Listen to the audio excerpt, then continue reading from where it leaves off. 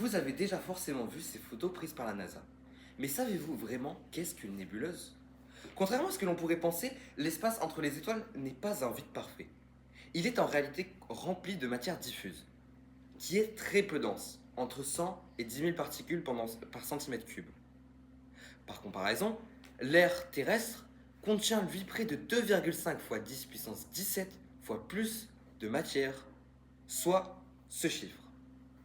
Les nébuleuses sont tellement grandes qu'elles peuvent faire jusqu'à des centaines d'années-lumière, soit 65 000 fois notre système solaire. Au sein de ces vastes nuages, la matière, principalement gaz et poussière, se rassemble progressivement sous l'effet de la gravité, ce qui initie la formation d'une étoile. À mesure que la matière se condense, le gaz se concentre et la température au centre augmente. Ainsi, la nouvelle étoile. Cependant, ces régions sont non seulement des lieux de naissance, mais aussi de mort. Après la mort d'une étoile, sa matière souvent recyclée dans une nouvelle nébuleuse. La plupart des nébuleuses sont formées d'environ 90% d'hydrogène, le reste étant principalement de l'hélium. On trouve aussi de l'oxygène, de l'azote ainsi que des grains de poussière. La composition de la nébuleuse est la principale cause de sa couleur. Par exemple, le rouge vient de l'hydrogène, le bleu-vert de l'oxygène et le jaune de l'azote. Maintenant, parlons de notre maquette. Elle va servir à éclairer deux points cruciaux des nébuleuses.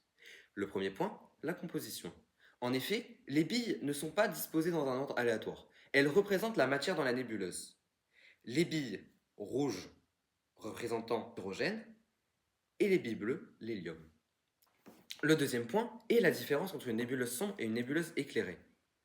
En effet, lorsqu'il y a une étoile proche de la nébuleuse est éclairée. C'est ce qui permet d'ailleurs de prendre les photos.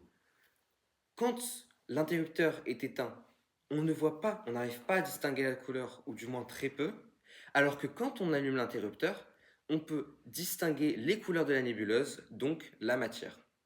Merci Merci de de nous nous avoir avoir écoutés. écoutés.